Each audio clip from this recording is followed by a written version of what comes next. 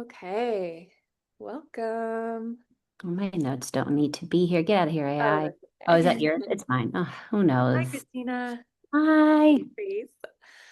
Okay, for the sake of time, we're going to get started. We might have some people pop on and off, but we are recording this so that we can share it out with everybody who is maybe going through a very busy holiday season right now. And the intention of this next little bit of time together is to take some time to unplug from constant stimulus and to have this not be another overwhelming thing in your day, but to hopefully have it be a little bit of an invitation to return back to self, to reduce the chatter and the stimulation, and to identify where you can maybe create some more pockets of time in what is traditionally a very busy season for a lot of people for rest and for connection in real life. And I'm really, really excited because we're joined today by a friend of mine who does incredible work at the Global Day of Unplugging. And we're going to be talking about digital wellness. We are going to be talking about understanding overstimulation and your nervous system and being able to identify when you've maybe got a little bit too much input going on. And we also want to make this conversation for you as well. So if you have experiences in your relationship with tech, with digital connection in general, stimulation in general, feel free to share your experiences and questions while we chat today. So for those of you watching the recording back, also welcome. If you're new to me, my name is Megan, and I am the founder of the Self-Care Space. I'm a somatic therapist, and our community basically just exists to have some self-guided resources to take at your own pace to support your mental health. Physical, mental, emotional, and relational well-being are all so incredibly important. And so we strive to create resources that can support you wherever you're at in your journey with those things. And the overstimulation reset was our intention to kick off December with a little bit of slow, mindful energy rather than the frenetic, crazy, chaotic energy that can often come this time of year. And it just felt like such a natural pairing to bring in our friends at the Global Day of Unplugging. So Becky, if you wouldn't mind sharing a little bit about yourself and what you do at Global Day and in the world in general. And also thank you so much for being Absolutely. here. Absolutely. It's so exciting to be here. Always good to enter spaces that are committed to just deepening presence and connection, and just well-being overall. Global Day of Unplugging is both this global day where everyone collectively takes a pause, whether for an hour or the full 24 hours. It's always the first Friday to Saturday, Friday sundown to Saturday sundown. It's a digital Sabbath of March, first Friday of March. And so our next one is March 6th to 7th. 2026. Oh my God, we're almost in the new year. Crazy. What's exciting about that is just like Earth Day, there is this day that we rally around, which we love a good day, but we're a year-round resource as well because you can't really build that digital well-being muscle and have a deeper felt experience of this thing without doing it more than just once. So we are year-round at your service, whether you're an individual or whether you're a group, a team at work, a brand or school, anywhere that people gather, third spaces, we are there to seed in digital well-being resources, tips, tools, best practices, and partnerships to really help those spaces thrive and reclaim human connection over that obvious, like you said, that noise of the digital pull, which we're seeing so much now in our culture. We've been around since 2009, since the birth of the smartphone, moment. And it's like more relevant, I think, than ever to be doing this work. So super excited to be here. Super excited to speak to you, Megan, to Christina, that you're here, to folks that tune in after and are watching the recording. This is a really, really important moment. And if you're here for it, I hope that you engage in the work and that you sort of free yourself of some of the pulls that are happening by tech and by the future, which is wonderful, and that we just kind of engage with it in a really mindful way and make sure that humanity does still win, not tech. That's what I really love about what you guys do is that the focus isn't just like get off your phones. The focus is on how can we get back to more human connection, which is where we gain so much of what we're often looking for from our tech use anyways. We're looking to feel less alone. We're looking to feel inspired, uplifted, together, to learn something. And obviously we can get a lot of that online, but we get that so much more richly and deeply from our in real life connection. So I love that that's the focus you guys lead Yeah. with. That's exactly, Megan. I'll just say to that point is that we've sort of been sold that our phones will connect us in the ways that humanity and a real face-to-face interaction will. And so we've been sort of our neurology, our brains have been rewired to seek that connection from Yeah. our phones more than other humans because of that dopamine that we get from the ways that tech has been constructed. And so yes, the phones in and of themselves are not the problem, though some of these apps are created in ways that are problematic. And so if we have awareness over like, wow, and I'm in my own exploration as a mom, as a wife, as a sister, as a friend, as a colleague, how I'm showing up in my relationships so often being pulled away from present moment, from connection, from deeper joy with sitting on the floor with my children.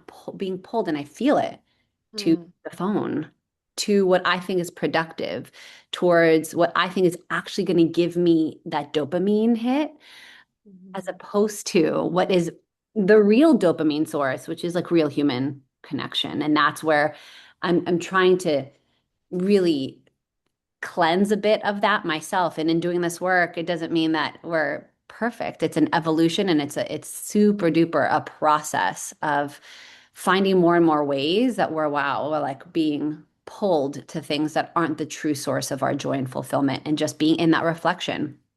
Yeah, absolutely. And I think you hit on some really important key terms there that I just want to take a moment to define and flesh out a little bit in case anybody is newer to this conversation or isn't and just needs to kind of represent themselves to what's actually going on in our brain and bodies when we're in this dysregulation loop, this overstimulation loop, because having that first step of awareness and mindfulness, I think helps give us the sense of power and agency back to make a different choice. So I'm going to talk a little bit about that from the nervous system perspective, and then we can go into like some tools and strategies and ways to really enrich our lives outside of the digital space while also getting the benefits that it affords us. Like, let's not ignore the fact that we are on a digital platform right now, connecting digitally, having this wonderful virtual opportunity to see each other's faces. And Mhm. there's so much value and beauty in that. And like you said, when we find that our connection to our devices is actually pulling us out of our lived experience in the moment, whether it's you're sitting with your kids and thinking about checking your emails, or you're sitting here on this Zoom and thinking about scrolling on social media, whatever it is, right? We want to become mindful of that. And you mentioned like that desire to kind of get that dopamine hit. And for those who aren't aware, dopamine is essentially a neurotransmitter, a chemical that our brain produces when we achieve something. It's sort of like the reward seeking hormone. Like when you check something off your list, you get a little bit of dopamine and it makes you feel good. It's a feel good chemical, and it is not inherently a bad thing. I think there's a lot of kind of misinformation online these days, and you'll see people doing like dopamine detoxes to get off your Mhm. phone. And like, that's so misinformed. We don't want to detox from dopamine. We can't really detox from dopamine, but what we do want to do is become mindful of where we're getting it. Because when we get it from these sort of artificial sources of like you scroll and you find a video that's entertaining and then it's short lived, so you scroll to find another one and you get these micro rewards in the moment that aren't actually creating lasting fulfillment because they're not a real achievement. Like your brain hasn't actually earned anything or done anything. You've just scrolling or you've just scrolling. You've I love scrolled. that. Yeah, Sure. Yeah. scrolling, that's my new word. Or you just checked a notification, you've opened a new tab, you've multitasked, but Mhm. you haven't actually earned an achievement in the way that creates lasting, fulfilling dopamine in your brain and body. And so that's important to become aware of, that we have these sort of like micro hits that give us that moment of satisfaction, but it's not really lasting. So we want to become aware and mindful of how often we feel that pull and how short-lived the experience is, because that can remind us like, oh, maybe this thing that I was reaching for isn't the thing I'm actually craving. Mhm. And the more we do that, the more we do keep reaching for more and more inputs, that's when we start to become overstimulated. So, overstimulation, so everybody here, everybody watching this, the replay can probably relate to at some point in your life being somewhere that just felt like way too much, too fast, too loud, too soon. Like, think of being in an amusement park on like the busiest day of the year when there's like a million families and sticky little kids running around and it's super hot outside and you're sweating and the music's super loud and like everything's chaotic and you're just like, I want to be home. I don't want to be in the middle of this chaos right now. It's too much, too many sights, bright lights, too many sounds, and it feels dysregulating, disorienting to your body. The same thing happens when we're constantly consuming inputs from our screens on a daily basis, when we're constantly feeding our brain this endless barrage of like another video and another post, and I'm constantly reading or watching or listening to something, and my eyes and ears and brain never get a break from that or never get long enough breaks from that. It's too many inputs to the nervous system because our Mhm. nervous system's job, its whole job, is that it's our built-in threat detector. Through our eyes and ears and senses, sight, all of our senses, sight, smell, taste, touch, and hearing, our nervous system is sensing potential dangers for us all day long without us having to think about it. And that's a good thing. We want it to be on the lookout for what could be a potential threat so that we can jump into activation when we need to. And when we're constantly giving more and more stimulus, more and more input to our nervous system, it's more information for it to have to sit through and determine, is this safe? Is this dangerous? Do I need this? Where do I store this? And eventually it's going to get fatigued. It's going to get burnt out, and you're going to start to feel foggy, a little bit lethargic, maybe a little bit numb, disconnected, because it's just too much to process for the nervous system. So, some signs that maybe you've been in this space of overstimulation of too many inputs. You might notice, like I said, that sense of fogginess, starting to feel a little disconnected. Maybe you feel more irritable, like you're more anxious more of the time. Your breath can become a little bit more shallow. Your attention and your focus becomes a lot more fragmented when we're only training ourselves to consume things in like 15 to 60-second spurts of content. We are fragmenting our brain's ability to have deep focus and long-term focus. And there's often that subtle sense of internal pressure or urgency, kind of like Becky alluded to, like I'm here, but oh, I feel this pull to be over there instead. Like I'm not where I need to be. I'm missing out on something. I need to go consume more. I need to check the news. So that Mhm. pull of like something else is more urgent than the present moment. And that can also lead to that sense of being sort of like tired but wired. Like you're just in a haze, you're feeling exhausted and burnt out, but still a little bit frenetic and jittery, like you've had way too much coffee. Those are often our body's signals that something's out of balance and that we may be in a little bit of an overstimulation, dysregulation pattern. And when you're in that place, it's so important to note that just having willpower isn't enough. And I think this is where people get stuck in a shame spiral a lot of the Mhm. times as we tell ourselves like, oh, I should just like put my phone down. I should just have better boundaries with it. I should just do this, this, and this. And then when we can't and we find ourselves reaching for the phone again or going back to the stimulus, then we're judging ourselves of like, God, I have no willpower. I'm doing this wrong. Why can't I just be better? And again, like you alluded to, Becky, a lot of these apps are actually designed to capture more of our attention more of the time with very addictive um, behavior mechanisms built into them. And so we have to learn that just trying to willpower our way into a new choice with the brain isn't going to work. This is where understanding our nervous system and somatic approaches, really leading from the body first, will allow us to reorient to the present moment more and to be able to break the patterns in a way that's actually supportive rather than just trying to like shame ourselves into it. And in a little bit, I want to get into some actual somatic tools and practices that we can use, some that we've been using this week in the self-care space, and ones that you guys might recommend as well with Global Day. But before we get into that, let's maybe just talk a little bit more about what you guys have been seeing from your perspective at Global Day about how tech usage impacts like our mental health and our habits like we've been talking about here, but also impacts, like you alluded to, our connection and our community and how that has kind of gotten broken down with tech use or Yeah. wherever you want to take it. Yeah, oh my gosh, we could talk about this stuff forever. And there's so many, I mean, all of what you said is just so important for people to understand. And there's so many different entry points to healing this sort of what we'll talk it like screen addiction. That's a really confronting word for people. You know, addiction is a big word and it's a big industry. And it can feel like kind of heavy for a lot of people. And it's also kind of been glamorized right now. A lot of people are like, I'm addicted or brain rotting is this thing that people are really glorifying that they're doing. So it's almost become this interesting counter moment where we're hearing the data. But it's kind of falling on defiant ears. It's like, yeah, yeah, yeah, but I'm okay with that. Mm, There's a lot that we're up against. I think just naming that is one, because sometimes that is a bit of a reach where we go to not deal with or confront the fact that we are actually robbing ourselves of experiences of our humanity, of joy and fulfillment. It's like, oh, it's my this, oh, it's my ADHD, oh, you know, and so I'm not saying those things are not valid experiences and valid diagnoses.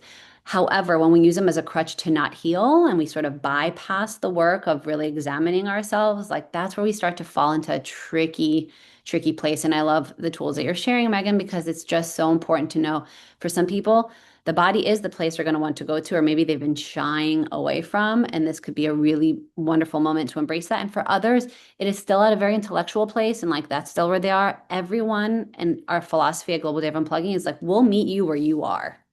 mm, It's not a one size fits all. Not everyone is going to respond really well to those big data headlines of the loneliness epidemic. Like, if you know, then you know, but it's been something that's been in the headlines for the last several years. The US Surgeon General has declared a loneliness epidemic. Like we are facing a rather severe loneliness epidemic, which is just so crazy to me when we think about how connected we seemingly are. So if you really just look at that very basic fact, we're all on social media. Our parents and our grandparents, if you have great grandparents, they're also on social media. So the idea of social media is to connect us. So we are technically more connected, then wouldn't we have more connection levels as a people, as a community, as a society, as a humanity? And it's proving to be the complete opposite. So just starting from that baseline fact, something is not working with our tech. Um, yeah, that's just sort of the first and foremost, most important piece that I put out there. Like, what's going on?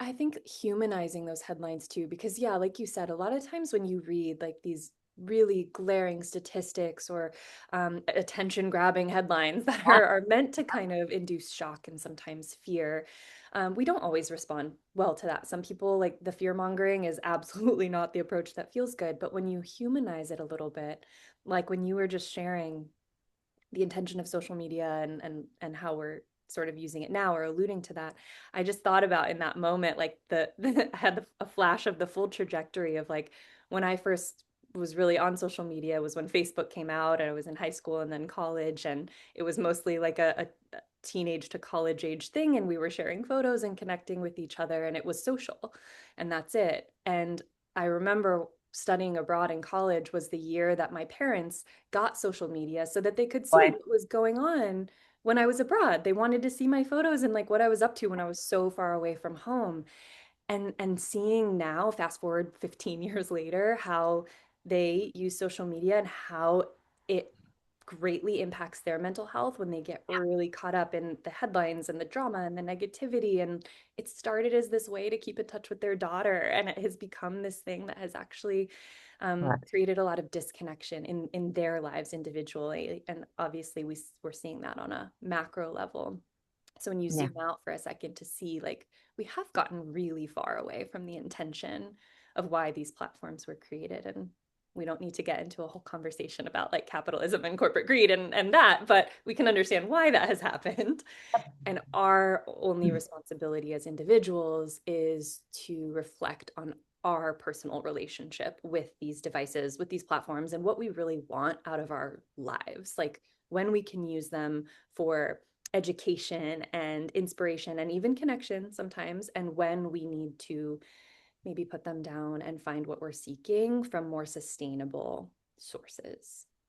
That's it. I mean, that is really the thesis of this moment. I'd say, and really the work of digital well-being is exactly what you said, Megan. It was really put so eloquently.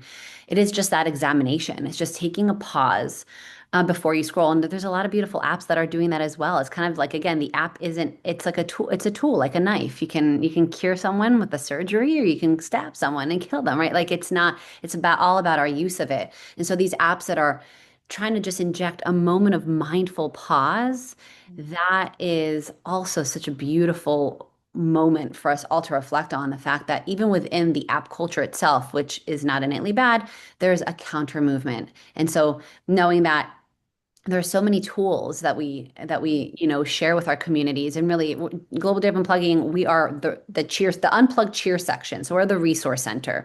So we meet people, whether they're educators, moms, Gen Zers that are like, what's going on, I want to do something countercultural, or the C-suite in corporate America and corporate not America, in Europe, and our partners abroad. It's just like, what do we do to meet the demands of our people in a way that's authentic, organic, evolutionary, and like just going to help them, really, really helpful and sustainable, because we're at a really important inflection point, I'd say, in our humanity right now with all the advancements that you see in tech and AI. And it's like warp speed. And in my branding days, at Global Data Unplugged, I'm head of brand and marketing. So there's a lot of oversight of strategic partnerships. There's a lot of helping with the programming. Then there's a lot of maintaining this vision of sort of like, where is the future? And with any good brand, if you don't have this sort of North Star of where you're going, you're like warp speed to nowhere. What I think brands that, are the big brands have a brand strategy. They kind of know how they talk. They have their messaging, they have their campaigns, they have their marketing teams. But humanity, we don't have that. Like, who forms the great vision for the human race? Like, I don't know if you believe in a creator, maybe that. I don't know. Did he sit down and do brand strategy for humanity? I don't know. Like, but we didn't get a copy of that manual. I have no idea where we're all going. And so we are sort of warp speeding somewhere. And I think we're all sensing like, crap, like, where are we going? And so Yeah. I love this conversation. I just love we come to the table with a lot more questions than answers and a lot more Mm. information to just explore and be in conversation around, because I think we don't know. And that's a really uncomfortable place to be. And also for me, I make the meaning that I make of the I don't know moment is that it's a really empowering place to be and a really exciting and hopeful place to be, because I'm like an open vessel, just like, let's figure it out and hopefully rebrand humanity in a direction that's not like robots are going to take over and we're going to be living out the plot of AI, but that we're going to be writing a beautiful script that's telling our story as we've always hoped for it to be. And the people in this room, like these are the voices of that plot. Something you just said really had me think about what we're talking about here in a new way, because a lot of what I teach um, ends up being on a very individual level. As a somatic therapist, I'm helping people get back into their own bodies and, scan their lives for what's feeling good, what's feeling out of alignment, and what they want to do for their own little personal brand strategy, their personal life mission. And I think that there's so much power in having a sense of being a part of a collective, like a community effort. And obviously, that's something that you guys um, really shine in. And I can imagine that if it's not just like me trying to set rules for myself to stay off my phone, but it is actually something that I am engaging in, even with just one other person in my community, or creating more of a collective conversation to be a part of, that it might feel a bit more enlivening, juicy, like sticky. Like we can actually do this when it's not me just making rules by myself, but us talking together about what works. And so I'm curious for you to share from your perspective, Becky, what have you guys seen work as far as unplugging rituals, community practices, conversations, ways to, um, yeah, to take this idea of unplugging and actually turn it into a community facilitator. I appreciate that. And, we always say it takes a village because we're talking about like a loneliness epidemic is not going to be cured by you doing things alone yet again and trying to fix it, right? You can't see the label from inside the jar. We need humans to reflect back to us who we are and the stories we want to tell about ourselves, both to each other and to one another about ourselves. So it is totally such a social Mm, situation here that we're talking about. And so our unplugged villages are one of our really most incredible programs. This is like the local teams of all ages who get together and are like rallying around this digital well-being moment in their local areas, whether it's a neighborhood or a larger city. mm, So one of the most exceptional programs that we have within those cities are unplugged farmers markets activations. It's a beautiful scavenger hunt, and it sounds so simple, but it's just something that requires you going to an existing third space, which in this case is a farmers market. It's already happening. People are already going there. It's already got this like beautiful brand recognition of it's grounded and it's healthy and it's outdoors if you can, if you're in an area that allows it for it to be outdoors. And so we plug in with a local vendor and there's a mascot that's hidden and the kids look forward to figuring out where it's going to be and they look for it with their parents and they get a prize and it's just this beautiful moment, an intergenerational connective moment mm, where parents can get some shopping done, their kids are having fun, and the space facilitates an unplugged experience where the parents get an example of what it feels like to not have to be on their phone to entertain their kid, to get their shopping done, and to have a really good experience for a relatively low cost. You don't actually have to buy anything at the farmer's market if you don't want to. And it's super accessible. And so, something that was really shocking for us, and we just shared about this on our own social platform, which again, like we say, sounds counterintuitive, but we're not saying that social media is bad. We use it. It's an important platform to share and to grow grassroots awareness movement, obviously. But a lot of parents don't actually know what to do with their kids outside of mm. screen time. And that is not meant to shame anyone. It is just the reality, and it is an understandable reality. Honestly, I feel like a lot of adults might not know what to do with themselves outside of And screen time. Let's be real. correct. Yeah. Correct. When you put the phone down, what the heck do What do you I pick do? up? I have to be with my Literally thoughts? Oh no. have to be with my own self. I have to be with the person in front. This is so awkward. So yes, across the board, we're realizing that to tell people put the phone down is not enough. You have to help people figure out what to pick up, whether that's a good habit, whether that's a being of service. So one of our partners, Repair the World, we have other partners in that space, is pick up being of service, which is one going to also help you pick up great habits of Mm, giving, of being of service, of lending yourself to the world, of doing good, of social action. But it's also going to double down on that reduction of loneliness and double up on that feeling of belonging. So just powering down is does wonders. And we have a lot, I mean, there's a lot on social, and we share a lot about this. About just a week off social, I mean, the studies that are being done around what that does to the brain in repairing years of tech damage is insane. It's just insane. So think what an hour could do. Think what an entire day can do. I have a yeah. personal weekly ritual now that I've been doing since 2018. Every single Friday to Saturday, I power down for 25 hours. It, Wow. I don't miss a single thing. No one misses me. It took a little bit of getting used to that and me getting over the belief that I will miss out on something, but I miss out on what wasn't meant for me. And Mm, that's great. And I gain so much more. So I just say like it could be so small, but really picking up on great habits. So yeah, our farmers market in our Unplugged Village program is really such an exceptional space where people are now exploring new and bigger activations in their third spaces. And it's wonderful to see that happen. That's just one example. There's so many more of just what is happening right now where people are experimenting. Our other more exciting and not more exciting, more current, also equally exciting is a phone-free concert space that we've launched. It's called the Offline Sessions. It started here in Los Angeles, where I'm based, where a lot of our team is based. And it was really a partnership with Billboard where we got the sense that maybe we weren't the only ones as parents and as individuals that were facing a tough time with screens, that the artist community and specifically musicians might be facing it even in a more drastic way because they're performing to screens. Look at, Much look at, more it's inclusive. just like, I don't know when the last concert that you went to, but it's just look around. We're there, but we're not fully there. We're vying to just capture it all, document it all on our phone, to have it live on our camera roll. Like, I get it. I also have that need, especially having kids. I like want to document every last second of it.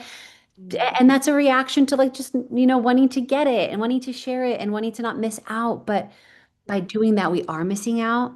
And the first step is awareness, and the second step is some solutions. We have partners that solve for that in like the Yonder bags or our knapsacks, depending on how much you want to strip the phone away, and seating in whether it's disposable cameras or having a photographer, videographer, and having a QR code attached. And hey, like this will Yeah. all be available for you. You'll have footage better than it will look on your camera roll. Why don't we take care of that? Why don't you put your phone away? Why don't you actually be here and see how that feels? And the offline session space, we had our first concert in May, was so revolutionary for the artists performing. They were like, whoa, this was so amazing. We saw everyone's faces. It was also really vulnerable. We realized that we're so used to performing to phones that we can kind of like get off the hook on a couple of things. And people really watching us was like very special and super intimate.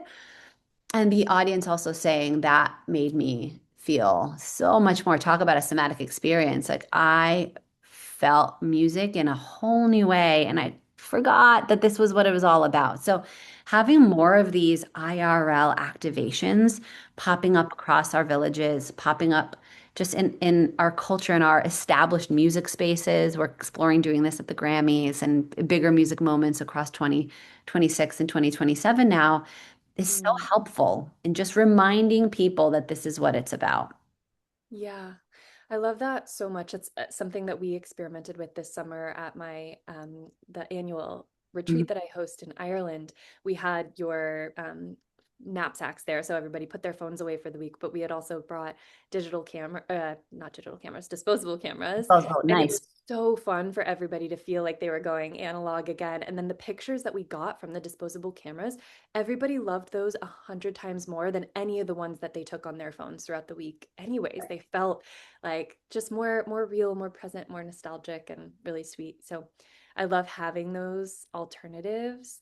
And hearing you talk about music also made me realize that sometimes there's this like stepping stone that we can use our impulsive reach for our phone to break the habit by like you said, picking up something else. So for me, when I'm trying to really reduce my screen time, I know that one thing that helps get me into my body is music. So when I reach for my phone and like there's no reason that I've reached for it, I'm just like bored or like looking for a distraction. I've gotten in the habit of opening Spotify instead, putting on one of my playlists, putting on headphones, and then putting the phone down and moving or stretching or just sitting there and listening to a song like I did when I was in high school, where you just listen to an album all the way through. And that's been really nice for me. So And finding how the distraction. And has that payoff been bigger for you? I think you say that, and I heard some in the back of my mind the like pushback of, yeah, but like, was that actually more productive than just having reached for your phone and answer that email? I think we don't believe, like, that sounds really nice, Megan, but you're the somatic girl, but I'm not. And like, me just doing that is not gonna, there's no payoff for me. I'm not that spiritual or I'm not that woo, you know what I mean? Like, there's a whole million Yeah. people who just don't really believe that there's a benefit. Yeah. What do you say to I, that?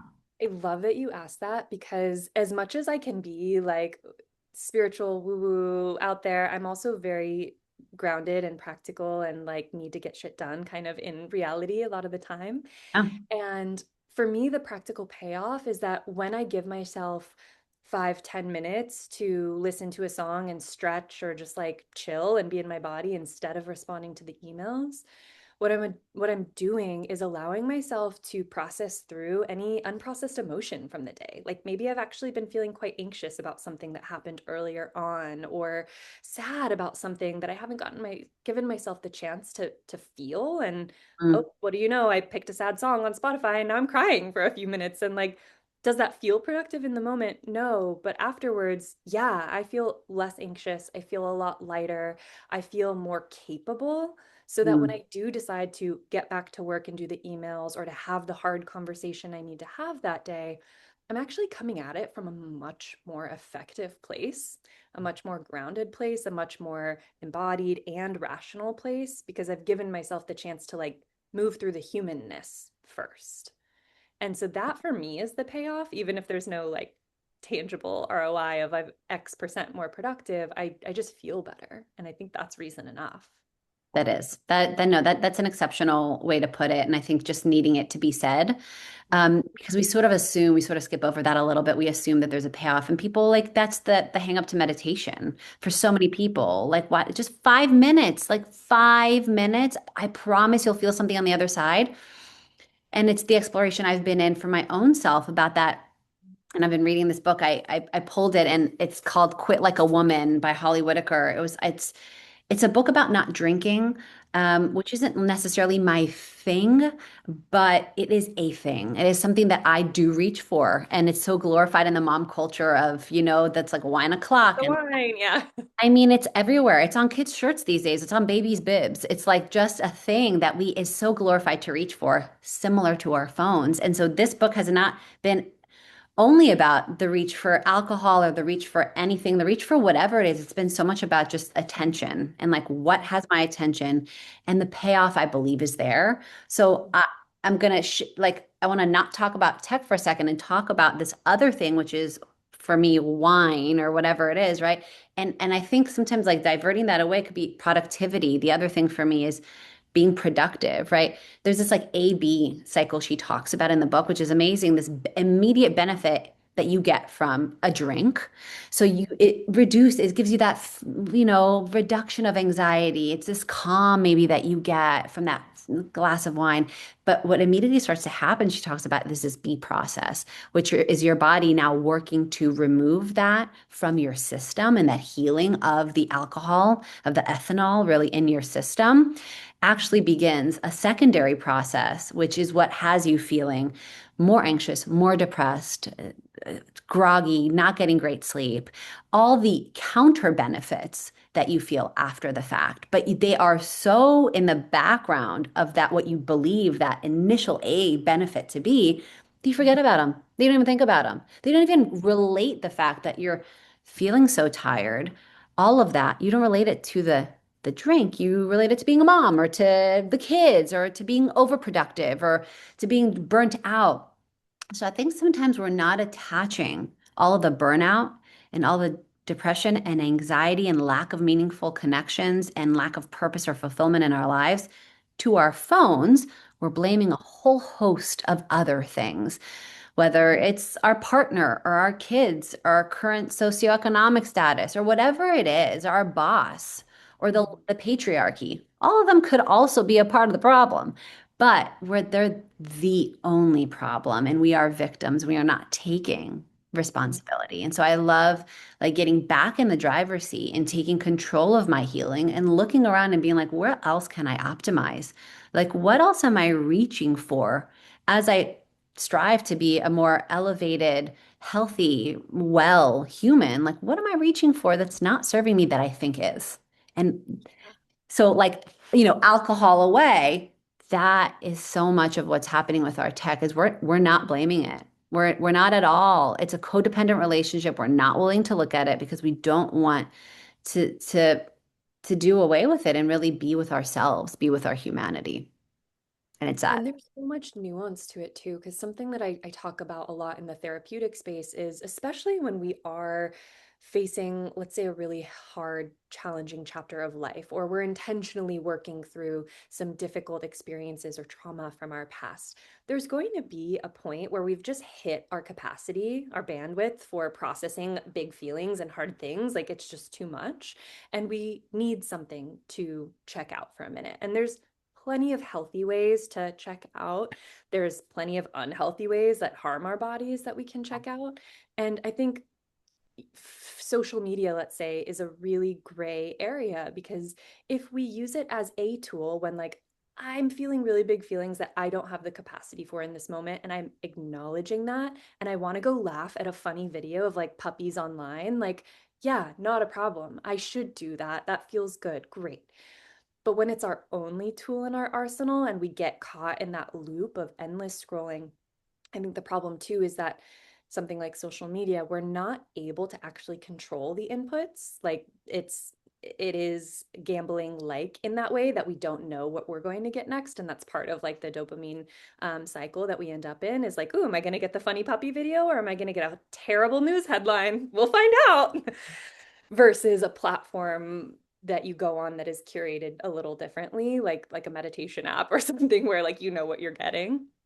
So yeah, just being mindful of how we're using it. And I think what you just shared is so powerful. It connects to one of the guided practices we did this week in our overstimulation reset, where before we reach for the phone, the wine, the whatever it is, to pause and ask ourselves, what am I feeling? What do I need? And what am I maybe avoiding? If we Hmm. could just be mindful of answering those questions, we might still then scroll. We might still have the drink. We might do the thing, but we're creating this neural pathway in our brain that says, oh, I'm actually using this because I'm having this uncomfortable feeling that I don't want to feel. And maybe right now, all I can do is build awareness around that. But then maybe next time, I can actually build in a little bit of space between the uncomfortable feeling and the reaching for the thing. And that happens moment by moment rather than just like cold turkey, right? I think sometimes we try to force ourselves into habit breaking in a way that doesn't feel very good. And I love the way that you guys give really shame-free, gentle suggestions in your offerings, and then how those can build it, or lead into and build up to bigger practices. Like I think you call your 25 hours off like your digital Sabbath, right? Yeah. Yeah. I've Yeah. kind of adopted that for myself this year. I usually do it from Friday to Saturday as well. Sometimes, if that doesn't work out, I'll do it Saturday to Sunday instead. Yeah. But it has become something I really look forward to, and took a lot of time for me to get to that because Yeah. I had so much of the like fear of missing out of like what am I my work is online, so I need to Yep. be connected all the time. Like what I need to be available to answer people's questions. And I had to work through all of those uncomfortable feelings to even give myself permission to be offline for a day every week. A So hundred meeting yourself percent. where you're Yeah. at. A Yeah. hundred percent. And if absolutely, if for people who don't do it, it's like, how can you take a whole day off like that? That Mhm. doesn't make sense. But I think, and I started as a single woman and now married with two young kids. I have a 5-year-old and a 3-year-old. I see the intelligence in it because it's not just for me. Yes, it builds me up to understand and connect back to what's really in control, which is not me. I'm not in full control of it. I don't have to always be doing to Mhm. manifest. A part of manifestation is also just releasing and trusting the unfolding. And Mhm. that practice for me is having a day where I am not physically doing on my phone and Mhm. trusting that the work I've done throughout the week and that I Mhm. will do again when I get back to it is enough.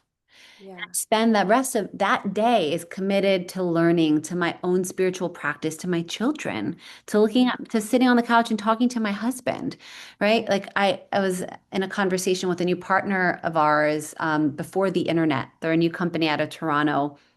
And they create these really cool packages for people where they have their own customized single-use knapsack with a QR code, and they give you a disposable phone, a disposable camera, and then that's it. You get to unplug, and they're young and they're hip, but they also get it. And I said to them, what's interesting about I'm an elder millennial, so like I remember time before, but you guys kind of grew up in this space, and I tell a lot of the youngsters saying that, but I tell them like, listen what you're missing out on when you scroll is a deeper relationship with the person in front of you. And here's what I mean.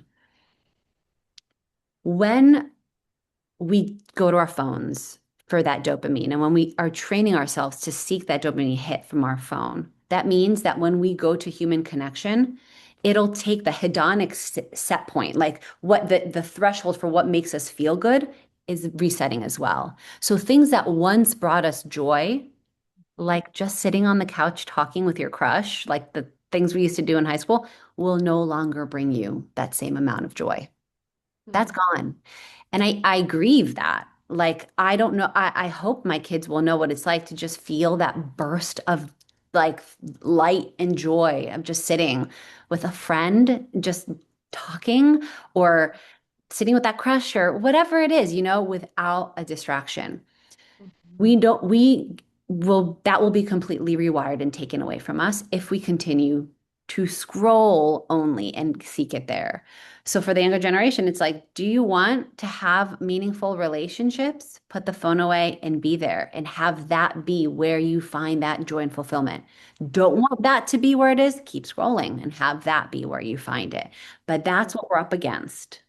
That's what's at stake. Yeah. And okay, just a little plug then for being able to sit with yourself and understand how your nervous system works.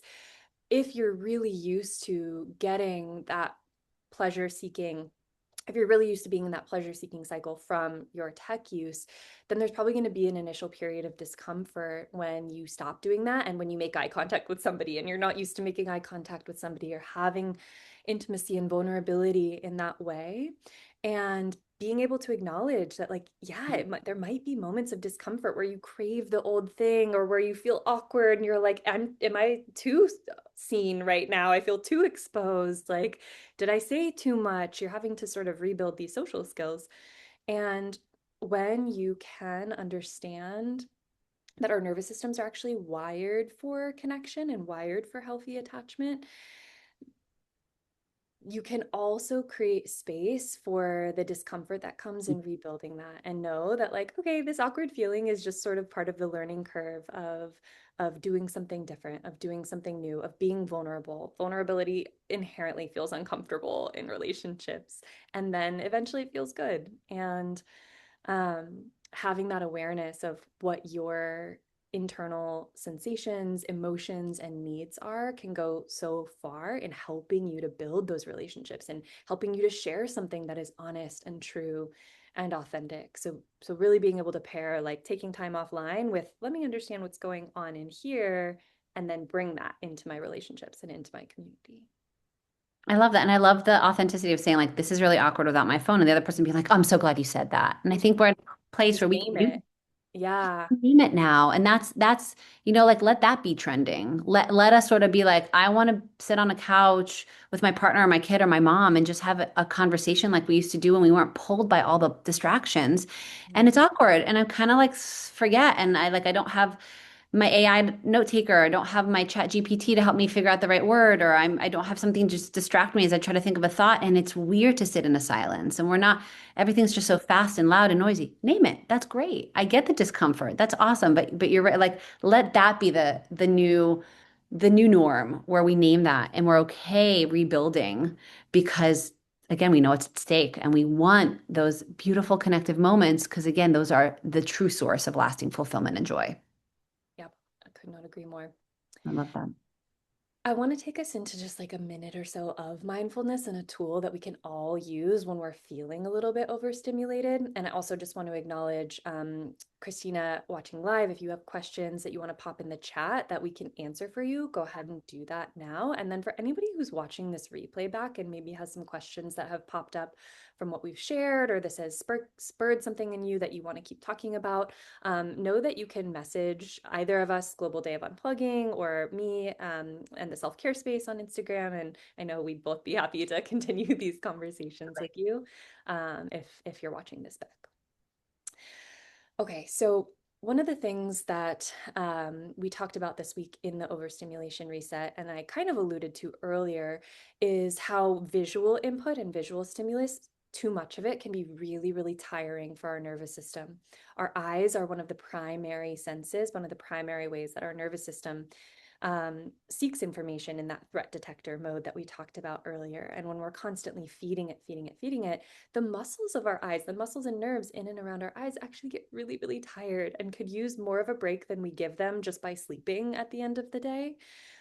Taking little mini moments of breaks to reduce visual input and actually send a little bit of intentional warmth and healing energy to that Mm, part of our body that takes in so much of the stimulation can be so powerful. And if you want to kind of double this up, if you, let's say you're at the office when you want to do this practice, or in the middle of sort of a busy environment and you just want to take 1 minute to yourself, and there's a lot of sounds going on that are quite distracting, you might also put on some noise canceling headphones just to tune a little bit of it out, or some really gentle music without lyrics that is not overstimulating to your nervous system. But just for the sake of this practice right here, right now, we can do this exactly where we are seated. You might also start just by noticing what's going on in your breathing, what this conversation brought up for you. Are you holding any tension? Are you holding shame, like feeling like, oh yeah, I'm judging myself for being on my phone too much? And just notice if any of that's coming up right now. Without judging it, we're doing our best to approach self-reflection from a place of honesty without criticism. And from that place, I'm going to invite us all to bring our hands together in the front of our chest and just start to rub your palms back and forth and generate some heat. So feeling some warmth between your hands. If you have like an essential oil or scent you really like, you could use that in this moment as well. But this can be very, very simple. You can do this anywhere. Once you feel like you've generated a bit of warmth, I'm going to take a big breath in. And as you exhale, you're going to place both of your palms right over your eyes. So you're creating these little cups, these little vacuum seals of your palms over your eyes. And you can close your eyelids down if that feels good. It helps reduce the visual input even more. And from here, just take 3 to 5 really slow, deep breaths, inhaling through your nose. Gentle sigh out your mouth as you just feel the warmth of your hands on top of your eyes, maybe even intentionally letting your eyelids relax a little bit more, letting them feel a little bit heavier. Continuing to take a couple more breaths as you feel the muscles in the back of your eyes, the muscles and nerves behind your eyes relax a little bit, almost like you can rest your eyes back in their sockets.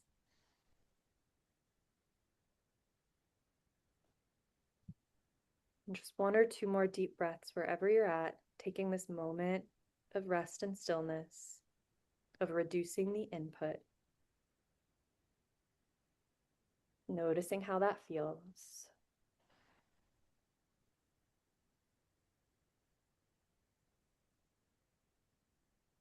And then when you feel complete, you can gently let your hands fall into your lap, maybe keep your eyes closed for another moment as they readjust to the light in the room.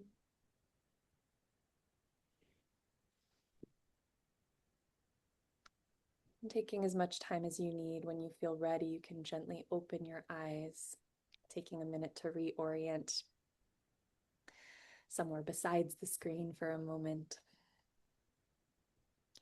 And just notice how that felt. Even 1 simple minute of a few deep breaths, letting your eyes rest, can do wonders for making you feel less stimulated, more supported in your nervous system throughout the day, and more ready and available for connection or whatever comes next in your day. Doing that little 1 minute break 3 times a day could be really, really wonderful.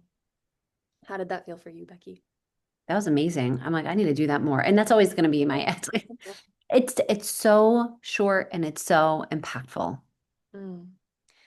Wow. Um, Okay, quick question for you. 2 questions. So Christina asked if I wanted to start my own digital Sabbath, what's the first step to take? I think the first step one, it's always with everything is intention because the intention is going to frame sort of the practice that follows for you. If it's just, I want to feel better, I want to start this journey, I want to see what's out there for me. If it's, I want to connect with my children, that might be like a different practice, right? If it's, I want to do something that brings my community together in this digital Sabbath. So just that context is sometimes a little helpful. But if it's just like a personal thing, I just want to try something out. I always say it can be as short as, I would say, and just an hour of unplugging for a Sabbath is nice. We do a little candle ritual. We'll light candles and then we'll put the phone away in a knapsack or we'll turn it over and put it somewhere really high out of reach or we'll turn it off completely. The phone also does really well being turned off at least once a week from a tech perspective. So some sort of ritual. Again, for us, it's lighting candles. My children and I do it together. We close our eyes, we sing, we send a little thank you for that week and reflection. And then we set an intention for the following week and sort of a wish that we want, something that we want to manifest. If it's like this big project I'm working on, and I'm like, all right, I really could use a little bit of extra je ne sais quoi magic in the universe for next, whatever it is. And that's just as like a really nice moment, a before, like a marking, and an after. And then an hour of just whatever that is. So it's like, and I'm going to use this next hour to like, oh my God. And it's like the before and after, as soon as I like open my eyes from having lit the candles, it feels so different. It's kind of like what we just did of removing. So I actually would could be the same thing with the candles, setting that in, like, thank you for what just happened, intention for the week ahead, even intention for this next hour together. Open. Now you're officially an unplugged digital Sabbath Mm, world. And mhm, do whatever brings you joy. Read a book. Have a, for us, it's play. There's like a lot of play time, and it feels very different from week play time for me personally. And that's evolved for me over the years, obviously over the last 7 years of doing this. And then it's a meal. For us, it's sitting down and having a meal. It's like our weekly Thanksgiving, truly. It's going around talking about what the highlight of the week was, something we were grateful for, maybe something we need to apologize for. And then just having a lot of fun in the presence of that.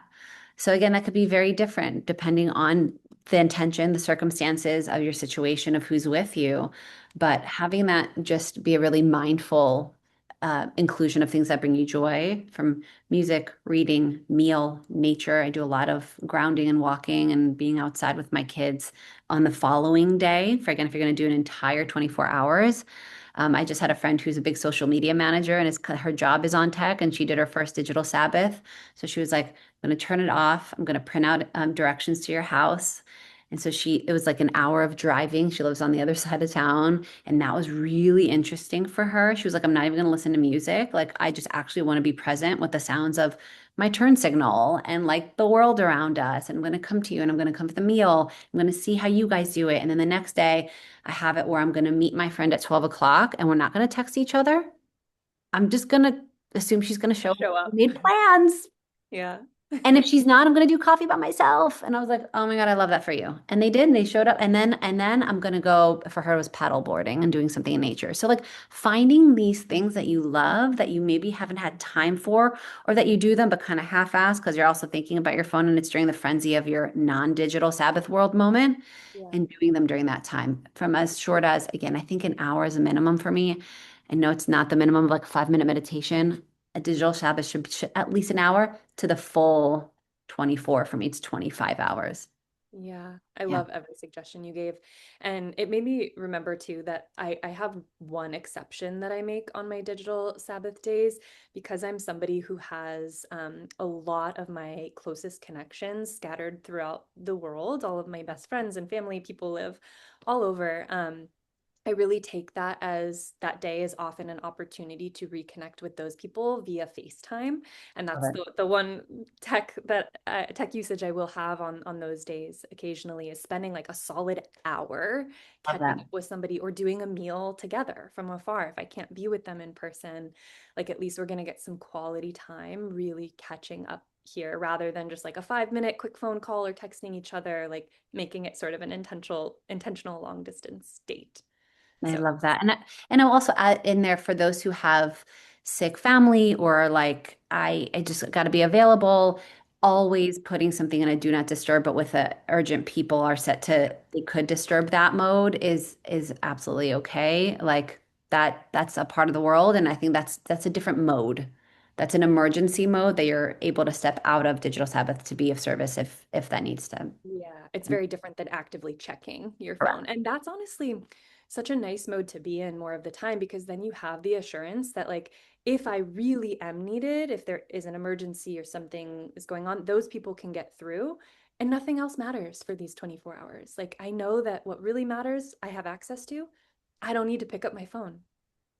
You Otherwise, don't. yeah. Trust that and try it. Just try it. And that's the other Yeah. thing, digital Sabbath.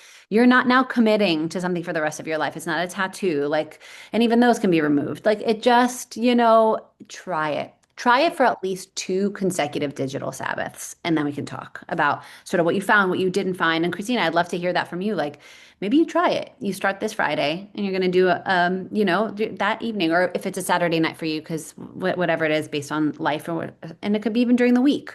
But I think the weekend is an easier digital Sabbath moment, just because of the nature of how, at least in America, our culture is and the productivity cycle. So I would do like a Friday to Saturday or a Saturday to Sunday.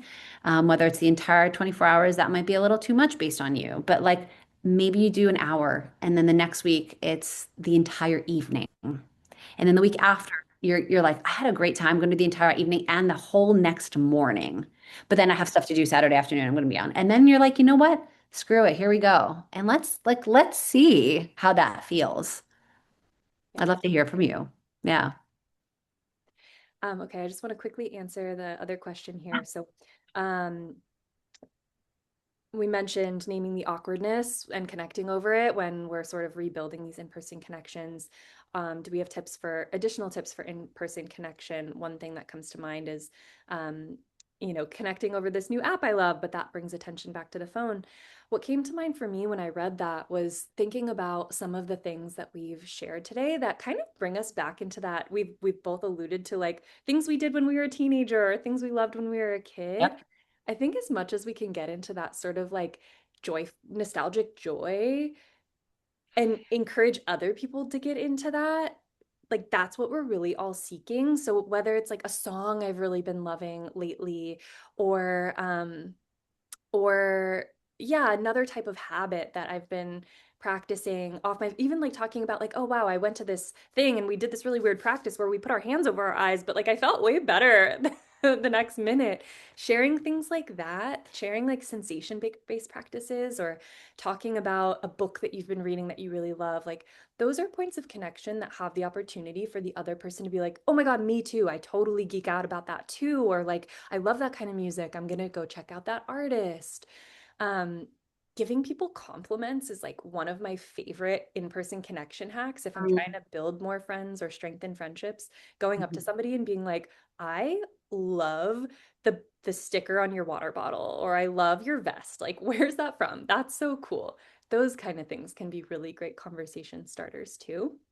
And I feel like as much as we can like just come back to joy and humanness, that facilitates the kind of connection that we're looking for more often than not. 100%. Yeah, I would say too on our site on globaldayofunplugging.org, there's a whole tab under resources where if you're interested about this and you want to learn more, there's some facts and findings and current research. And under that, there's 2 other tabs. One is unplugged ideas, and the other is products that we love. And both really support and are amazing resources for what else can we do experientially as well, whether it's a board game night or whether it's a scavenger hunt or whether there are hundreds of ideas, and it'll start to get you to think again like that kid in a childlike play way.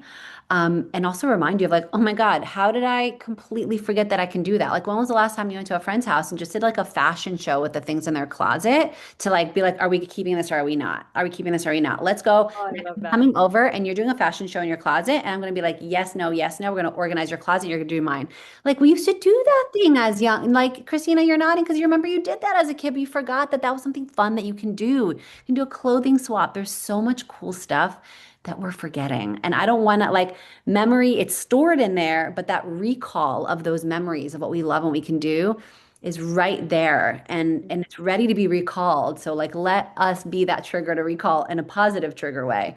So yeah, on the site there's a lot of, and there's awesome products, great games, great conversation cards, and really cool new analog hacks, and really fun partners that we also have that we're happy to sort of chat with you about to explore like what is a fun game, or oh, I'm really into trying Carom, which is a really fun big board game, or like we're really into Catan right now at my house, and that's really only an hour to 2 hour long game. We're not talking about hours of investing. So if you're like, hey, do you want to play Catan, or like, I can make some food and we can make some drinks and like let's hang and put our phones away and play this awesome game. It's super fun and addicting. When was the last time you played a board game?